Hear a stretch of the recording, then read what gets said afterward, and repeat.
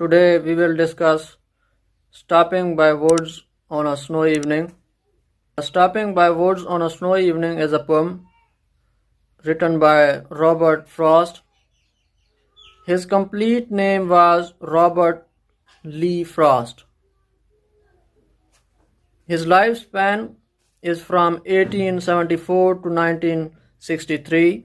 He was famous for writing about rural life and dramatic monologue.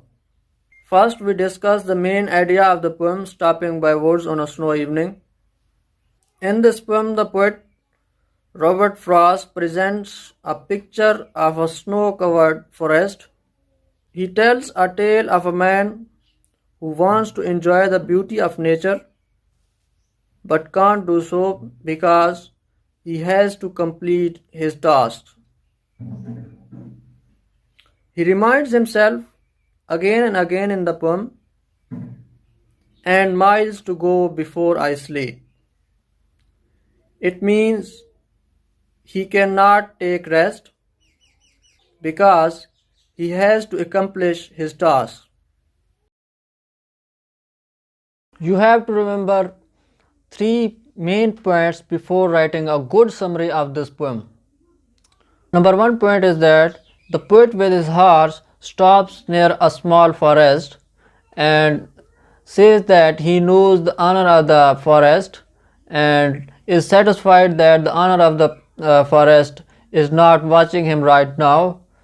Number two things you have to remember is that the horse with the poet looks tense, as if they got stuck in a big problem. Number three thing you have to remember is that the poet wants to enjoy the beauty of nature but cannot do so because he has to complete the certain tasks. He says in the poem that and a miles to go before I sleep. So he reminds himself that before taking rest, he has to go and complete his tasks. I think the poet was on a mission. He wanted to complete his task before doing anything else, before taking rest, before enjoying the beauty of nature in the forest. So he leaves the forest because he has to accomplish the task.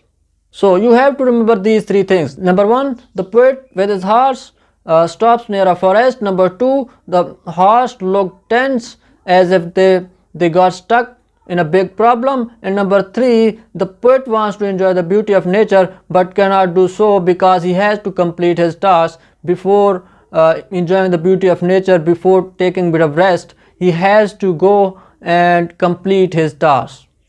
That's how with these points you can memorize the summary of the poem very easily.